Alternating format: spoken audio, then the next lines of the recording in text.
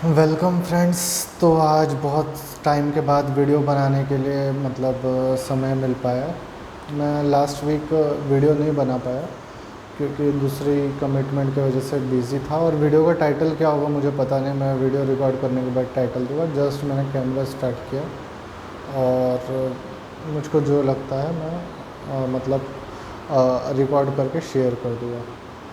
तो मेन चीज़ जो अभी चैनल भी बढ़ा नहीं है तो मुझको कोई कमेंट्स नहीं पता, लेकिन जो मैंने ऑब्ज़र्व किया है कि इश्यूज़ क्या है, तो उसमें सबसे पहली चीज़ ये आ जाती है कि अ, अभी तक आपके पास या लोगों के पास जॉब क्यों नहीं है। मैं बहुत सारे यूथ को देखता हूँ या फिर कई एक्सपीरियंस लोगों को भी देखता हूँ, तो उनके पास जॉब नहीं है और जॉब आती जाती रहती है, या बहुत सारे लोगों को तो जॉब लगी ही नहीं। तो रीज़न क्या है उसके पीछे का? तो पहला रीज़न जो मुझको समझ में आता है, ऐसे तो बहुत सारे रीज़न है उसमें, लेकिन जो मुझे समझ में आता है, फर्स्ट रीज़न कि लोगों के फंडे ही गोल है। उनके पास सीवी, उनका जो रिज्यूम है वही क्लियर नहीं है। गार्बेज के जैसा, कचरे के जैसा रिज्यूम है उनका। बहुत सारे लोगों के पास तो रिज्यूम ही नहीं है, और जिनके पास रिज्यूम बना भी हुआ है वो उसके अंदर जो इन्फॉर्मेशन होनी चाहिए वो इन्फॉर्मेशन क्लियरली मेंशन नहीं है। इन्फॉर्मेशन अगर है भी तो वो काफ़ी डाइसी सा है, जहाँ पर होना चाहिए वहाँ पर नहीं है। तो सबसे पहले कि एक ढंग का रिज्यूम होना चाहिए, उसके अंदर इतना सारा जो अननेसेसरी इन्फॉर्मेशन है उसको नहीं भरना चाहिए।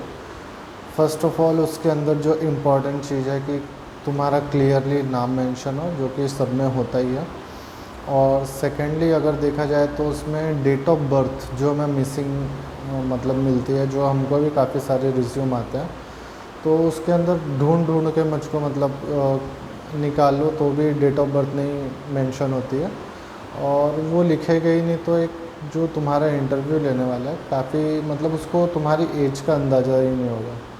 तो date of birth clearly mention होना चाहिए, कहाँ के तुम्हारा परमानेंट लोकेशन और करंट लोकेशन वो क्लियरली मेंशन होना चाहिए।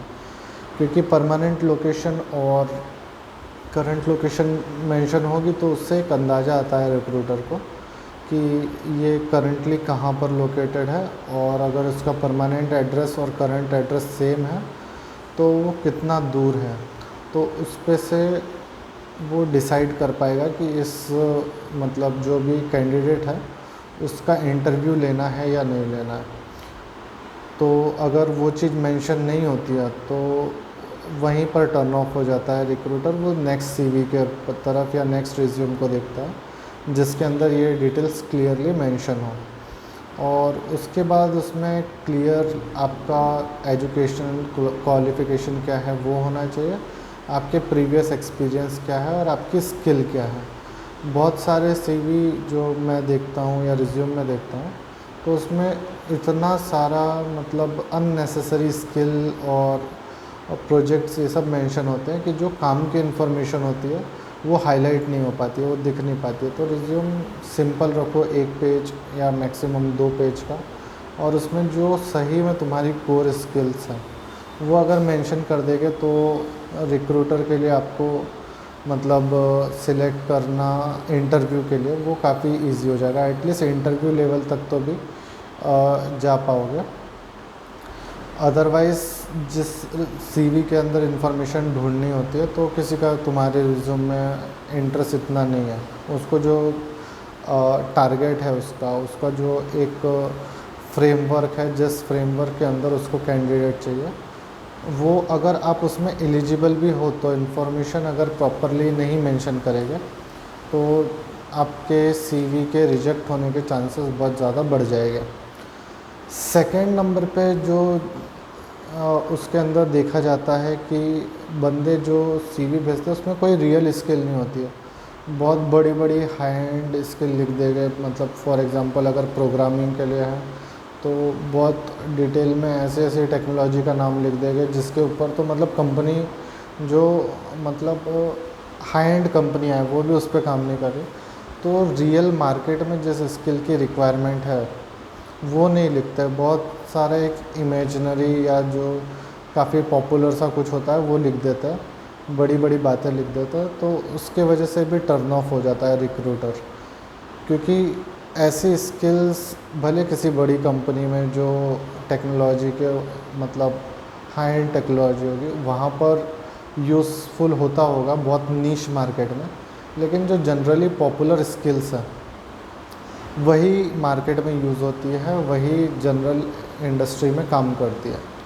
तो इतना बढ़ा चढ़ा के लिखा हुआ होता है कि रिक्रूटर को समझ जाता है कि इसको कोई रियल स्किल नहीं है, इसने सब मतलब बड़ी बड़ी बातें करके रखा हुआ है। तो ऐसे भी सीवी जो होते हैं वो रिजेक्ट हो जाते हैं डायरेक्टली। तो सीवी में ऐसा कुछ भी मत लिखो जो आपको नहीं आता। अगर नहीं आता है तो क्लियरली अगर आपने ऐसा भी मेंशन कर दिया ना कि मुझे कुछ नहीं आता है, बेसिक मुझको कंप्यूटर आता है या व्हाटएवर जो आता है वो भी लिख दिया, तो भी आपकी सिलेक्शन के इंटरव्यू के लिए सिलेक्शन के चांसेस बढ़ जाएंगे, रैदर देन कि आप ऐसी चीज़ लिख दो जो मतलब आपको आती भी नहीं है और आपने बस लिखने के लिए लिख दिया। तीसरे नंबर पे एक जो मुझको प्रॉब्लम ऐसा लगता है कि कुछ लोगों में ना सेंस ऑफ एंटाइटलमेंट होता है, कुछ लोगों में नहीं बहुत सारे लोगों में होता है वो, कि सेंस ऑफ एंटाइटलमेंट कि मैंने यदि ग्रेजुएशन किया है या मैंने ये पढ़ाई करके रखी है या मैंने ये कोर्स करके रखा है तो मुझको तो जॉब मिल ही जाना चाहिए। तो इंडिया का मार्केट है ये, जॉब मार्केट इंडिया का है, तो भाई यहाँ पर बहुत बड़ी पॉपुलेशन है, कोई किसी चीज़ के लिए इंटाइटल्ड नहीं है। तुम कितने भी रियल भी आपकी स्किल है तो भी आप ये नहीं अज्यूम कर सकते कि आप इंटाइटल्ड हो जॉब के लिए। जॉब तो मेहनत करने वाले को जो परस्यू करेगा और जो प्रॉपर स्ट्रैटेजी के साथ जॉब सर्च करेगा और अप्लाई करेगा उसी को मिलेगा। जस्ट बिकॉज आपने कुछ पढ़ रखा है या आपने कोई डिग्री करके रखी तो आपको कोई जॉब नहीं मिलने वाला है, जल्दी से नहीं मिलने वाला है। जॉब तो मिल जाएगा अगर कोशिश करेगा तो आगे पीछे, लेकिन हाँ आपको कम एफर्ट में अगर जॉब चाहिए तो ये जो सेंस ऑफ एंटाइटलमेंट है उसको छोड़ करके एक रियल स्किल के पीछे फोकस करना चाहिए। तो वहाँ पर आपकी जॉब लगने की या इंटरव्यू एटलीस्ट इंटरव्यू का कॉल आने की प्रोबेबिलिटी बढ़ जाती है। चौथे नंबर पे जो एक इम्पॉर्टेंट पॉइंट मुझको लगता है कि बहुत सारे लोगों का एग्जीक्यूशन बहुत ही ज़्यादा लेज़ी होता है। सपोज़ आपके 3 पॉइंट जो मैंने पहले 3 पॉइंट बोला, फर्स्ट कि अगर आपका रिज्यूम या सीवी अच्छा है, सेकंड नंबर पे आपने उसके अंदर बहुत ज़्यादा बकैती नहीं करके रखे हो, फालतू की स्किल्स डाल के नहीं रखे, जो आपको आता है वो लिख के रखा, और तीसरे नंबर पे आपके पास स्किल भी है। ये 3 चीज़ें यदि कंप्लीट है तो चौथा जो मिसिंग पॉइंट होता है कि लेज़ी एग्जीक्यूशन, कि वो बंदे का सब कुछ ठीक है लेकिन वो जॉब के लिए प्रॉपर अप्लाई नहीं कर रहा है जहाँ पर उसे अप्लाई करना चाहिए। तो सही समय पे सही जगह पे होने की भी बहुत ज़्यादा वैल्यू होती है। तो एग्जीक्यूशन बहुत फास्ट रखना है आपको, बहुत मतलब फुर्तीला होना चाहिए, वाइब्रेंट होना चाहिए और डायनेमिक होना चाहिए। तो उसके लिए आपको जो भी जॉब पोर्टल है उस पर अप्लाई करना है, रिगरसली अप्लाई करना है। Plus job portal for example LinkedIn हो गया और naukri.com हो गया, मेरे को तो ये 2 ही समझ में आते। तीसरे नंबर पे जो बहुत अच्छा जॉब के लिए पोर्टल है तो वेरियस कंपनीज़ की वेबसाइट, कंपनी के वेबसाइट में आपको एक करियर का सेक्शन दिखता है, वहाँ पर जाकर के आपको अप्लाई करना है। वो थोड़ी सी लंबी प्रोसेस है, थोड़ी लेंदी प्रोसेस है, और वहीं पर लेज़ीनेस की वजह से लोग अप्लाई नहीं करते और प्रोफाइल नहीं बनाते हैं, क्रिएट नहीं करते, उसको फॉलो नहीं करते हैं। जिसने अगर बना भी दिया तो इनकम्प्लीट प्रोफाइल है।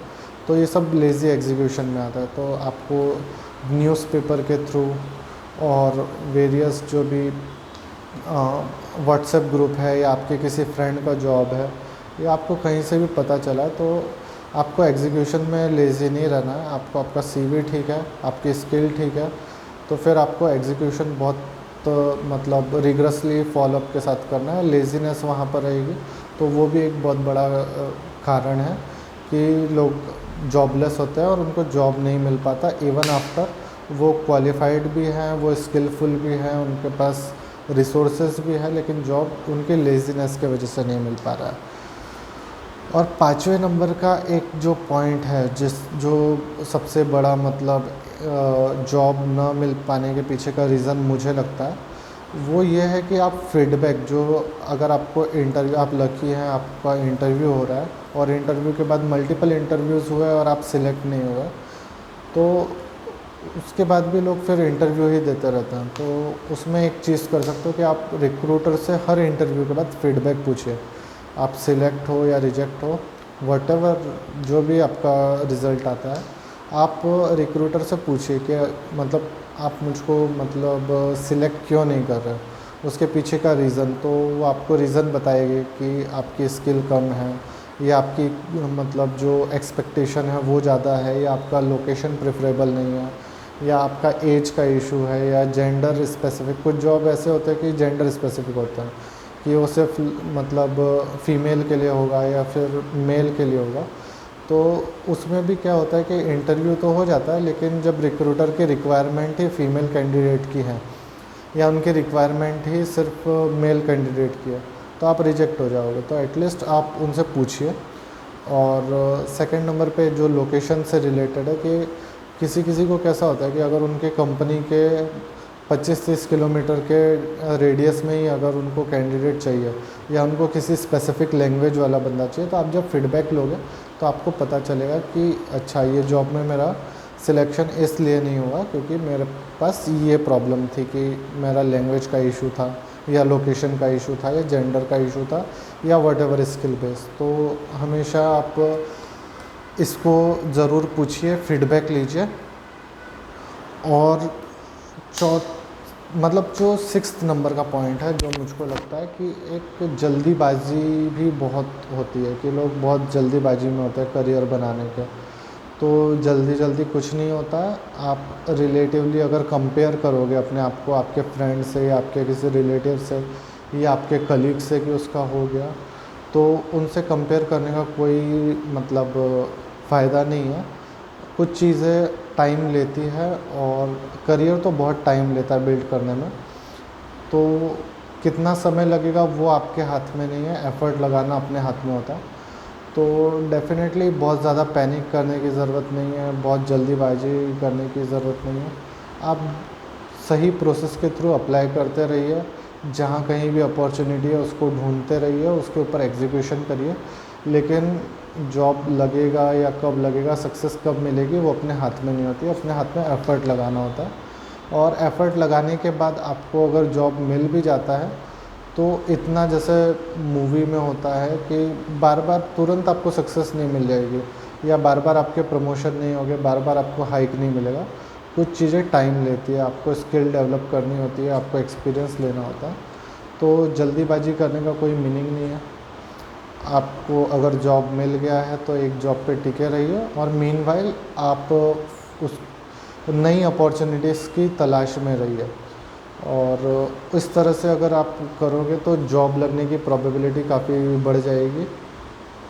तो सबसे पहले मैं उसको समराइज़ कर देता हूँ कि सबसे पहले एक अच्छा रिज्यूम जिसके अंदर आपकी इन्फॉर्मेशन क्लियरली मेंशन हो, सामने वाले को ढूंढना ना पड़े जो भी आपका स्क्रीनिंग कर रहा है सीवी की। सेकंड नंबर पे उसमें बड़ी बड़ी बातें ना लिखिए, जो आपको आता है वही लिखिए, क्योंकि रिक्रूटर को समझ में आ जाता है कि कौन सी बातें रियल है और कौन सी बातें बस बढ़ा चढ़ा के लिखी हुई है। तीसरे नंबर पर जो था कि सेंस ऑफ एंटाइटलमेंट, कि मुझको जॉब मिल ही जाएगा, तो ऐसा नहीं है। सेंस ऑफ एंटाइटलमेंट, कॉन्फिडेंस होना बहुत अच्छी बात है, लेकिन सेंस ऑफ एंटाइटलमेंट अपनी इतनी बड़ी पॉपुलेशन में वो ना रखें। कोशिश आपको हमेशा ऐसे ही करनी है जैसे कि एक नॉर्मल इंसान कर रहा है। एलिजिबल होके भी आपको वैसे ही तैयारी करनी है जैसे कि एक जो इंसान एलिजिबल नहीं है वो कर रहा है। उसके बाद लेज़ी एग्जीक्यूशन, तो जॉब ढूंढना भी एक जॉब है, तो आप लेज़ी नहीं रह सकते, आपको बहुत एफ़र्ट लगाने पड़ेंगे। और नेक्स्ट जो है कि फ़ीडबैक आपको हमेशा पूछना है इंटरव्यू के बाद। अगर आपका इंटरव्यू होता है तो उसके बाद आप फ़ीडबैक पूछिए कि सर आपको कैसा लगा, आपको क्या लगता है मेरे अंदर इम्प्रूवमेंट की क्या ज़रूरत है, मैंने क्या अच्छा किया और क्या इम्प्रूवमेंट की ज़रूरत है, वो पूछिए। और समय दीजिए जॉब सर्च को। तो इस तरह से अगर करेंगे तो जॉब लगने की प्रोबेबिलिटी, जॉब फाइंड करने की प्रोबेबिलिटी बढ़ जाएगी। सो यदि आपने यहाँ तक देखा है तो thank you so much for watching. Next video में आते हैं, बाय।